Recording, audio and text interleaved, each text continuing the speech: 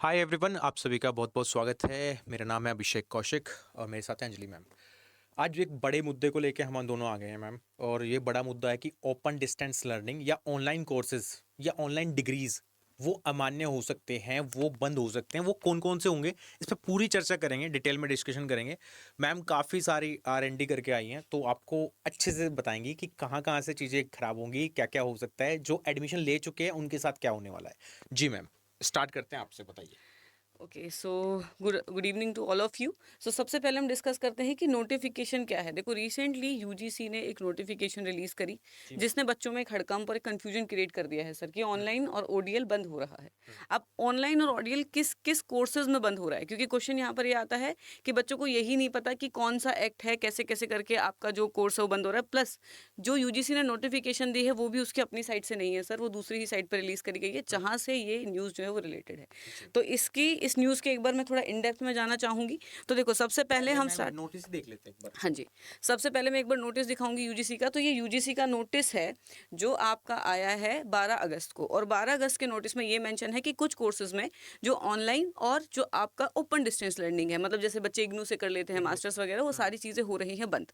अब यहाँ पर एक और चीज़ इन्होंने क्लियर कट मेंशन करी है कि सिर्फ वही सब्जेक्ट्स आपके बंद होने वाले हैं जो सब्जेक्ट आपके मेंशन होते हैं किसके अंदर, NCAHP एक्ट 2021। अब ये भी देखना पड़ेगा कि ये एक्ट है क्या मैम। हाँ जी सर, तो NCAHP एक्ट क्या है वो भी मैं आपको बताती हूँ, कौन से सब्जेक्ट इसमें इंक्लूडेड है वो भी हम डिस्कस करेंगे, क्योंकि क्लियर कट एक बच्चों को बिल्कुल क्लैरिटी दे देते हैं इस कॉन्सेप्ट की कि कहाँ कहाँ आपका एडमिशन नहीं लेना है।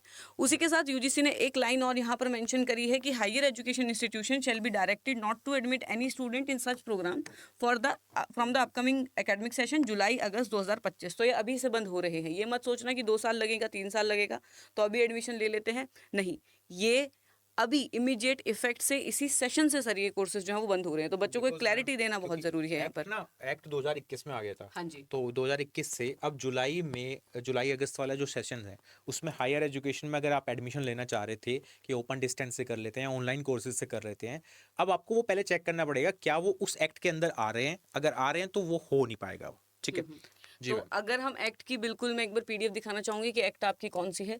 तो देखो ये वाली है आपकी एक्ट जो आपकी क्या कहते हैं गवर्नमेंट ने, कहाँ गई एक्ट, हाँ, तो दिस इज द एक्ट जो 2021 में आई थी। अब पूरी एक्ट को अगर मैं पढ़ने चलूँ तो इसमें काफ़ी सारे, मतलब 28 मार्च 2021 की एक्ट है सर, और इसमें काफ़ी सारे पॉइंट्स हैं जो मैं ऑलरेडी शॉर्टलिस्ट करके लाई हूँ कि बच्चों को क्या क्या पॉइंट, हाँ वो सारा हम डिस्कस कर लेते हैं। तो देखो पीपीटी में ये चीज़ हमारे पास शॉर्टलिस्टेड है। तो देखो पहली बात, जो आपका national commission for allied health care professional act 2021, इसका फुल फॉर्म है national commission for allied and health care professional act 2021। अब ये एक्ट क्या कहती है, देखो ये एक्ट इसलिए लाई गई थी कि जितने भी, जब हम बात करते हैं ना सर हेल्थ केयर की, तो हमें लगता है कि सिर्फ डॉक्टर्स और नर्सेज इंक्लूड होती हैं, बट ऐसा नहीं होता। बहुत सा ऐसा सपोर्ट स्टाफ होता है, जैसे साइकोलॉजिस्ट होते हैं, डाइटिशियंस होते हैं, बहुत सा, जैसे आपका टेस्टिंग वाला एरिया हो गया जहाँ पर हम क्या कहते हैं जो आपके बायोलॉजिकल टेस्ट कंडक्ट करने की बात होती है, तो वो सारे भी इसी सेक्टर में बेसिकली इंक्लूड होते हैं। और वहाँ का जो क्वालिटी मैनेजमेंट है या वहाँ पर एथिकल कंडक्शन हो, उसके लिए सर ये एक्ट आई थी। तो इस एक्ट में कुछ मेजर पॉइंटर्स हैं। It sets up the national commission for allied and health care professional. ठीक है, तो यहाँ पर आपका एक नेशनल कमीशन सेटअप करी गई थी allied and health care professional की, और उनको रेगुलेट करने के लिए बोला गया था कि इस एरिया में एजुकेशन और जो प्रैक्टिस हो रही है उसको आप क्या करोगे, रेगुलेट करोगे, जैसे नॉर्मली यूजीसी हर एक हायर एजुकेशन सिस्टम की करती है। हाँ, लेकिन यहाँ पर एक चेंज था कि जो ये वाला एरिया है जो हेल्थ केयर से रिलेटेड जितना भी सेक्टर है, apart from doctor nurses and all, तो उनके लिए आपका ये वाला एक्ट है जो रेगुलेट करेगा, ये वाली कमीशन आपकी आई है। ठीक है, अब the act defines allied health care professional and individual who are not doctors. पहली चीज, जो लोग डॉक्टर नहीं है, या तो डॉक्टर नहीं है, नर्सेज नहीं है, डेंटिस्ट नहीं है, फार्मासिस्ट नहीं है, बट हेल्थ केयर डिलीवरी में रोल प्ले करते हैं, जैसे कि आपके साइकोलॉजिस्ट हो गए, जैसे कि आपके साइकेट्रिक वर्कर हो गए, डाइटिशियंस हो गए, ये सारे यहाँ पर रोल प्ले करते हैं। लोगों को छोड़ के हाँ जी, सब इंक्लूडेड है। हाँ जी, सारे इसके अंदर इंक्लूडेड है। तो इसमें क्या क्या एस्पेक्ट्स हैं आपके, कि रजिस्ट्रेशन कैसे होगा, प्रोफेशनल कंडक्ट क्या होना चाहिए, एथिक्स क्या होने चाहिए, और एजुकेशनल करिकुलम क्या होगा, मतलब इन्हें पढ़ाया भी क्या जाएगा, तो वो सारा कौन रेगुलेट करेगा, आपका national commission for allied and health care professional. ठीक है, तो ये एक्ट 2021 में आई थी, 2022 के अराउंड कमीशन सेटअप सर हो गई थी।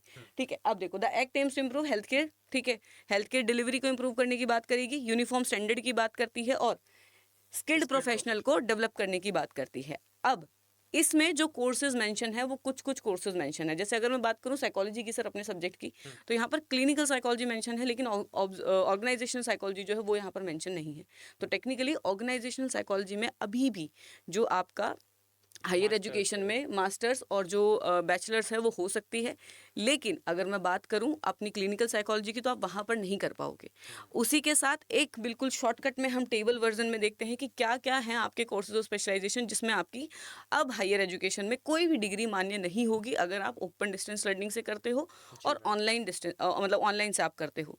तो देखो एक चीज़ मैं और बताना चाहूँगी, जिन बच्चों का फाइनल सेमेस्टर है तो देखो आपकी तो मान्य है क्योंकि एक्ट आई है आपकी बाद में, ठीक है। मेरी खुद की ओपन डिस्टेंस लर्निंग रही है साइकोलॉजी की और क्लिनिकल से। लोग करते हैं मैम, हाँ जी इग्नू से सर। करते ही हैं बच्चे। तो वो सारा आपका मान्य रहेगा। आने वाले सेमेस्टर से चीज़ें आपकी मान्य नहीं रहेंगी, मतलब अगर आप आने वाले सेमेस्टर में गलती से भी इनरोल कर रहे हो तो वो आपकी खुद की गलती है, आपके साल खराब होने वाले हैं, आपका पैसा खराब होने वाला है, ठीक है। अब हम बात करते हैं कि इसमें कौन से कोर्सेज है। तो सर सबसे पहले कोर्स नंबर 1 में एक कैटेगरी दी है इन्होंने, that is medical laboratory and life sciences.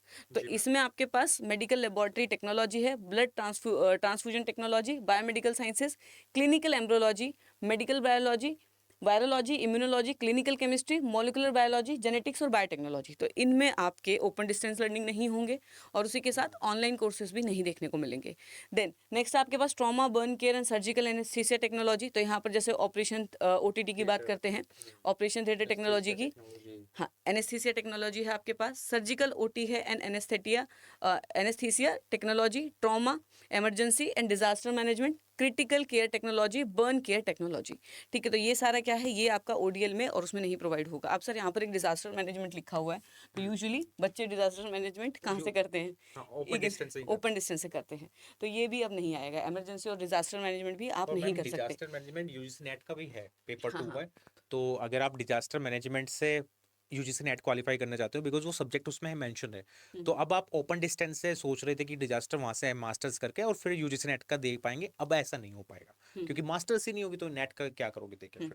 और उसी के साथ आपके पास फिजियोथेरेपी प्रोफेशनल है जिसमें फिजियोथेरेपी के सारे लेवल हैं, जैसे बीपीटी होती है, एमपीटी होती है। तो बीपीटी एमपीटी दोनों ही आपके ओडीएल में भी प्रोवाइडेड थे, ऑनलाइन में भी प्रोवाइडेड थे, वो चीज़ आप नहीं कर सकते। फिजियोथेरेपी है, आपको रेगुलर जाना पड़ेगा। Then nutrition sciences professional, clinical nutrition, dieticians, public health nutrition and food science. तो फूड साइंस के रिलेटेड पब्लिक हेल्थ न्यूट्रिशन, जो यूजुअली लोग क्या करते हैं, डाइटिशियन बनने के लिए इग्नू से डिप्लोमा डाल दिया कि चलो आपकी मास्टर्स हो गई या डिप्लोमा आपने डाल दिया, अब नहीं डाल पाओगे, जाकर करना पड़ेगा भाई सारी चीज़ें, ठीक है। तो ये सारे कोर्सेज आपके नहीं होंगे।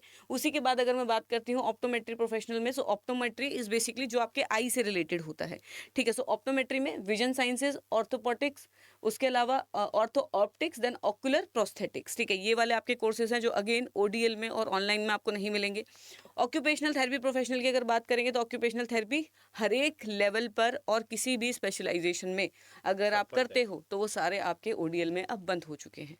देन आफ्टरवर्ड्स अगर मैं बात करूं community care, behaviour health sciences and professionals, तो देखो अब यहाँ पर ये मेरा फोटो है तो मैं ज़्यादा बता पाऊंगी, क्योंकि देखो पॉइंट ये है कि हमारे में साइकोलॉजी में ऑलरेडी कुछ कोर्सेज ऐसे हैं जो हमेशा ऑफलाइन ही प्रोवाइड होते हैं, ऑनलाइन प्रोवाइड नहीं होते। जैसे कि आपका पीजीडीआरपी हो गया तो, या फिर आपका एमफिल हो गया, तो ये कोर्सेज ऐसे हैं सर जहाँ पर बच्चा प्रैक्टिस करता है, तो वो ऑफलाइन ही जाना पड़ेगा, वहाँ आपको ऑफलाइन ही जाना पड़ता है। और ये जो आरसीआई के लाइसेंस वाले जितने भी कोर्स होते हैं ये आरसीआई ही रेगुलेट करती है, तो उसमें हायर एजुकेशन यूजीसी का कोई इन्वॉल्वमेंट होता नहीं है वैसे, ठीक है। लेकिन जो हम मास्टर्स तक करते हैं जिसमें हमें आरसीआई का लाइसेंस नहीं मिलता उसमें यूजीसी का इन्वॉल्वमेंट रहता है, ठीक है। अब इन्होंने क्या किया है कि क्लिनिकल साइकोलॉजी बंद कर दी है टेक्निकली, ठीक है। तो क्लिनिकल साइकोलॉजी आप अब डिस्टेंस से नहीं कर सकते, जो आप मास्टर्स करते थे या जो आप बैचलर्स करते थे वो आपकी बंद हो गई है। रिहैबिलिटेशन साइकोलॉजी आप नहीं कर पाओगे, ठीक है, वो भी आपकी अब आपको जाकर करनी पड़ेगी। काउंसलिंग साइकोलॉजी, पहले तो masters in counselling psychology sir ऐसे ही बच्चे भर देते थे, ठीक है, और हो जाता था, लेकिन अब आपको जाकर करना पड़ेगा, ताकि अगेन, क्योंकि देखो कई बार ये चीज़ आप एनालाइज करना कि जितने भी ओडीएल वाले लोग हैं, I am not making a stereotype, पर वो पीछे रह जाएंगे, बहुत पीछे रह जाते हैं सर। और साइकोलॉजी एक ऐसा मतलब एक ऐसा सब्जेक्ट है, एक ऐसा डायनामिक सब्जेक्ट है, प्रैक्टिस नहीं करोगे तो कुछ भी नहीं आता फिर आपको, वो वाली चीज़ है। देन बिहेवियरल साइंसेस जितने हैं आपके उसमें आप नहीं कर सकते। Community health and development, child and adolescent psychology and psychiatric social work, तो ये सारे आपके हो गए हैं बंद। अब देखो यहाँ पर कुछ कोर्सेज आपके मेंशन नहीं है, मैं दोबारा बताऊंगी कौन से कोर्सेज, जैसे कि आपका ऑर्गेनाइजेशनल बिहेवियर, वो आपका मेंशन नहीं है।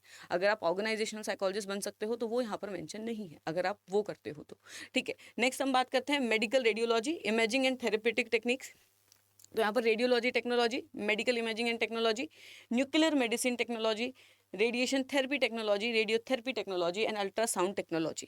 तो ये सारे कोर्सेज आपके बंद हो रहे हैं, ठीक है। और नेक्स्ट आपके पास 9th कैटेगरी में इन्होंने दिया है medical technology and physician associate, जिसमें फिजिशियन के एसोसिएट असिस्टेंट जो बनते थे लोग, वो नहीं कर सकते, ठीक है। Medical technology, primary care technology, medical emergency medical technology, respiratory therapy technology, cardiovascular technology, perfusion technology, urology technology, neuro technology, renal dialysis technology, ठीक है। तो रेनल डायलिसिस मतलब जो डायलिसिस के लिए ट्रीटमेंट होता है, तो उसमें बेसिकली आपका पहले ओडीएल हो जाता था, अब नहीं होगा।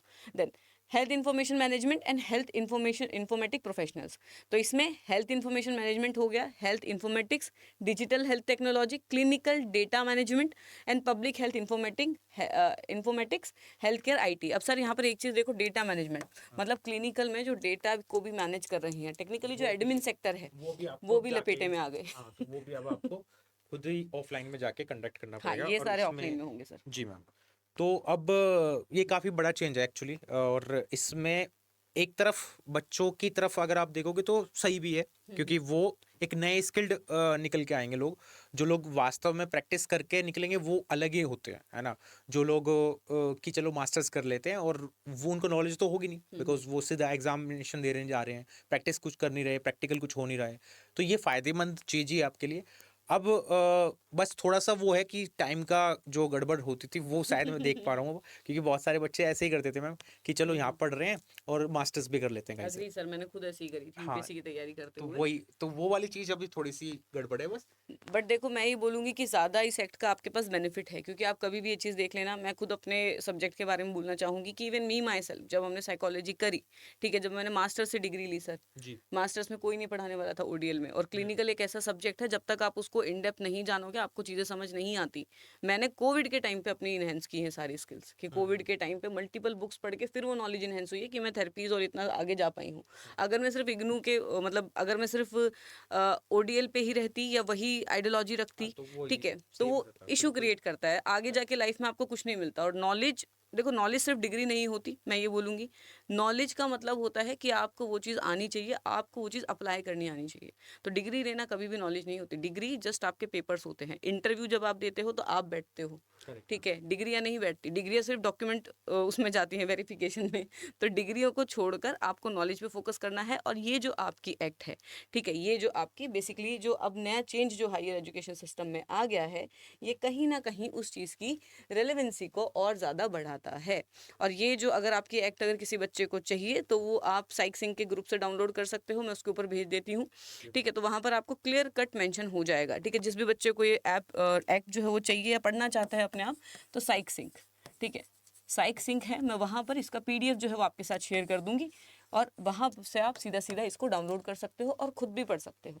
दोनों एक्ट मैं भेज दूंगी और उसके साथ पीडीएफ भी आपको शेयर में मिल जाएगी। इसी के साथ अब आपके क्या विचार हैं, आपके क्या ओपिनियन है, वो आप जरूर बताना कमेंट सेक्शन में कि आप क्या सोचते हो। ये सब चेंजेस देखने के बाद अब हायर एजुकेशन में ये चीज़ें नहीं हो पाएंगी। आपको ओपन डिस्टेंस लर्निंग के थ्रू या ऑनलाइन कोर्सेज के थ्रू अब ये चीज़ें नहीं कर पाओगे, आपको ऑफलाइन ही जाना पड़ेगा, जो नॉर्मली पहले भी होता आया है। ठीक है, आपके क्या पॉइंट ऑफ व्यू है वो जरूर बताना कमेंट में। जरूर बताना कि ये सही लग रहा है या गलत लग रहा है, जी मेंशन इट। क्योंकि एजुकेशन सिस्टम में इतने सारे चेंजेस हो रहे हैं sir, all of the sudden higher education commission of India setup हो रही है। यहाँ पर ऑलरेडी जो एक आपकी कमीशन है वो सेटअप हो चुकी है, जो हेल्थ केयर से अलाइड सेक्टर्स को देखेगी। तो जी अब मेरे को ये समझ नहीं आ रहा कि गवर्नमेंट आने वाले टाइम में और कितने चेंजेस जो है वो आपके एजुकेशन सेक्टर में कर सकती है। बिल्कुल ठीक है, sir, thank you so much guys, bye bye, take care. Bye guys.